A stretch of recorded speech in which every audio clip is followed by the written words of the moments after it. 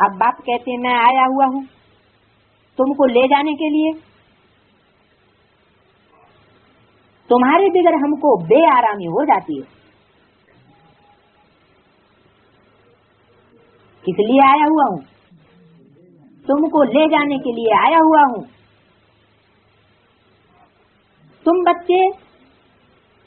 तुम बच्चों में से कोई भी बच्चा मेरे पास नहीं रहता है तो मेरे को बेआरामी हो जाती है। जब समय आता है तो हमको बेआरामी हो जाती है।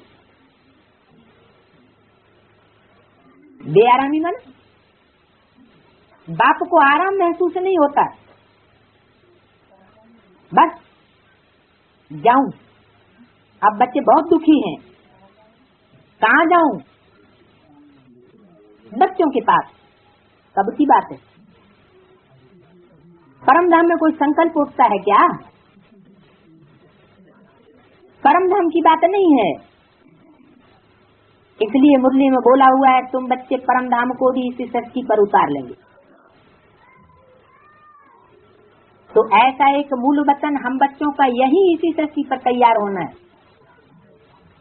जहाँ सारी दुनिया के मनुष्य मात्र की बुद्धि लटकी हुई होगी।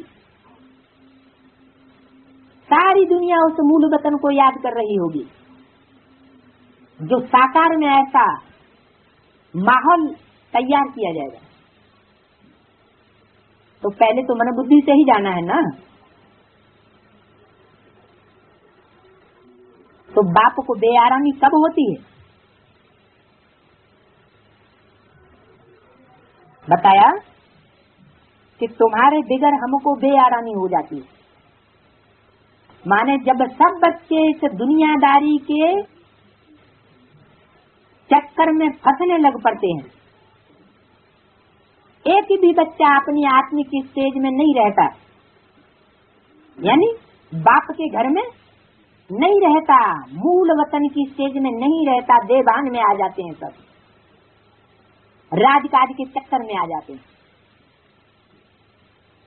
क्योंकि संगम की दुनिया में भी तो राजकाज की शूटिंग होनी है ना। 3 पांडव भवन बनेंगे। एक पांडव भवन तो है ही, जहाँ तपस्या भूमि का यादगार बना हुआ है, दिलवाड़ा मंदिर, वहां तो तपस्या भूमि हो गई।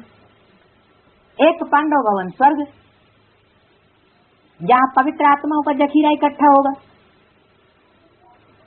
और तीसरा पांडव भवन वो जहाँ से विश्व की बादशाही का कंट्रोल होगा। तो एक ऐसा भी टाइम आता है कि तपस्या भूमि में कोई आत्मिक स्टेज में रहने वाला नहीं रहेगा। सब बच्चे बाप से बिछुड़ जाएंगे, सब देह अभिमान में आ जाएंगे। विश्व की बादशाही के चक्कर में बुद्धि चकराने लगेगी और दुखी भी हो जाएंगे।